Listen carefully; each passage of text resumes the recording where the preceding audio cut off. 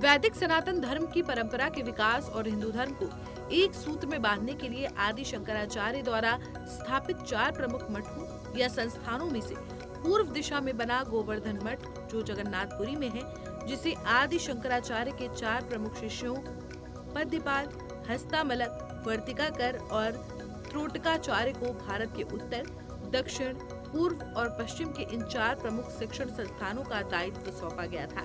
इन मठों के संस्थापक आदि शंकराचार्य के सम्मान में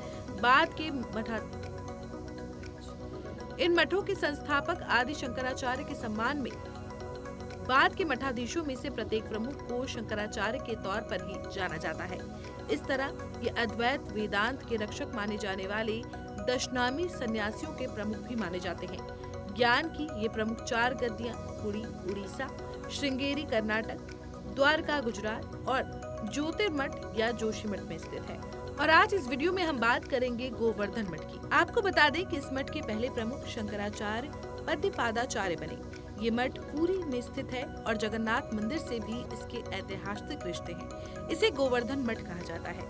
इसका महावाक्य प्रज्ञानम ब्रह्मा है। यहाँ गोवर्धन नाथ कृष्ण और अर्धनारीश्वर शिव श्री विग्रह आदि शंकराचार्य से स्थापित है। इस मठ के अंतर्गत शंकरानंद मठ नामक उपस्थान भी आता है। इस पीठ को 486 ईस्वी पूर्व कार्तिक मास में स्थापित किया गया था।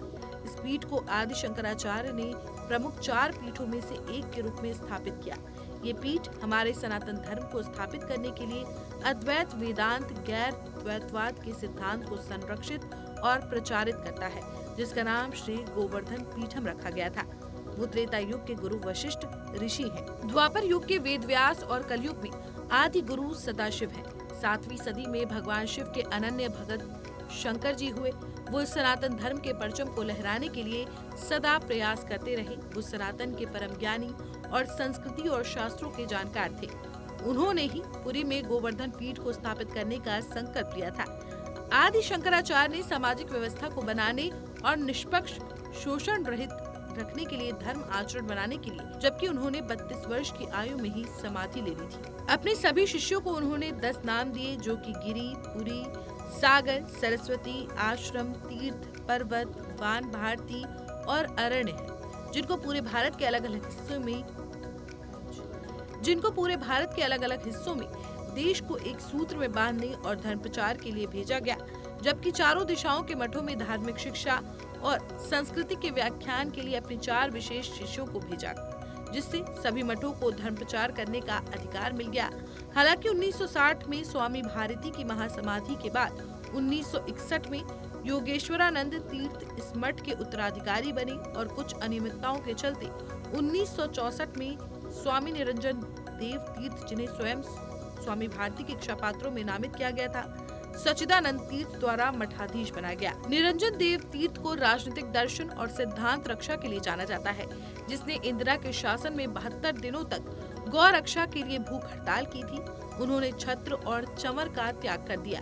अब उनके उत्तराधिकारी वर्तमान शंकराचार्य निश्चलानंद सरस्वती जी इस नियम का पालन कर रहे हैं, जिन्हें 1992 में उत्तराधिकारी बनाया गया था।